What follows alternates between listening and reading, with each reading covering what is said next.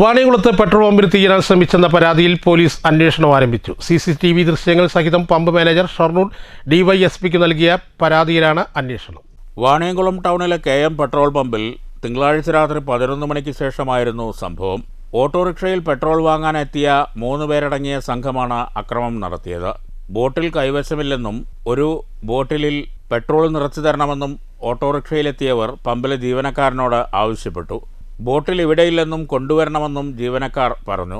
ഓട്ടോറിക്ഷയിലുണ്ടായിരുന്ന 2 പേർ പുറത്തിറങ്ങി ബോട്ടിൽ പമ്പിലുണ്ടോ എന്ന് പരിശോധിക്കുകയും അതിനിടയിൽ ജീവനക്കാരെ അസഭ്യം പറയുകയും തുടർന്ന് വാക്കുതർക്കമുണ്ടാവുകയും ചെയ്തു. ആവശ്യക്കാർക്ക് പമ്പിൽ നിന്ന് ബോട്ടിൽ നൽകേണ്ടത് ജീവനക്കാരുടെ ഉത്തരവാദിത്തമാണെന്ന് പറഞ്ഞാണ് സംഘത്തിലെ 2 പേർ അസഭ്യം പറഞ്ഞത്. ബോട്ടിൽ തന്നില്ലെങ്കിൽ പമ്പിന് തീവയ്ക്കുമെന്നും കൊല്ലുമെന്നും ഭീഷണിപ്പെടുത്തിയതായും ജീവനക്കാർ പറയുന്നു. പമ്പിൽ ബോട്ടിലില്ല എന്ന് ബോധ്യപ്പെട്ടതോടെ ഓട്ടോറിക്ഷയിൽ കരുതിയിരുന്ന ഒരു ക്യാൻ ജീവനക്കാർക്ക് നൽകി പെട്രോൾ നിറച്ചു നൽകാൻ നിർബന്ധിച്ചു. ഭീഷണികൾക്കും അസഭ്യം പറച്ചിലിനുമൊടുവിൽ ജീവനക്കാർ പെട്രോൾ ക്യാനിൽ നിറച്ചു നൽകി. ഇതിനുശേഷം വാങ്ങിയ പെട്രോൾ പമ്പിനുള്ളിൽ നിലത്തൊഴിക്കുകയും തീ കൊളുത്താൻ ശ്രമിക്കുകയും ചെയ്യുന്നു. ഈ ദൃശ്യങ്ങളെല്ലാം അടങ്ങിയ CCTV ഫുട്ടേജ് സഹിതമാണ് പമ്പ് മാനേജർ ഷൊർണൂർ DYSPക്ക് പരാതി നൽകിയത്.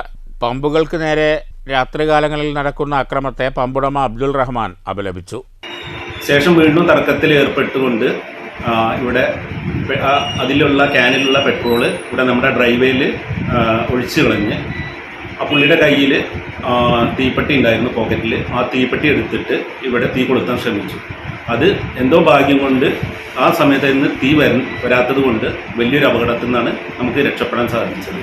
നമ്മുടെ സ്റ്റാഫിൻ്റെ ആ ഒരു യഥാസമയത്തുള്ള ഒരു ഇടപെടലാണ് ഈ ഒരു ഇങ്ങനെ ഒരു വലിയൊരു അപകടം ഇവിടുന്ന് നടക്കാൻ പറ്റാത്ത രീതിയിൽ നമുക്കത് തടയാനായി.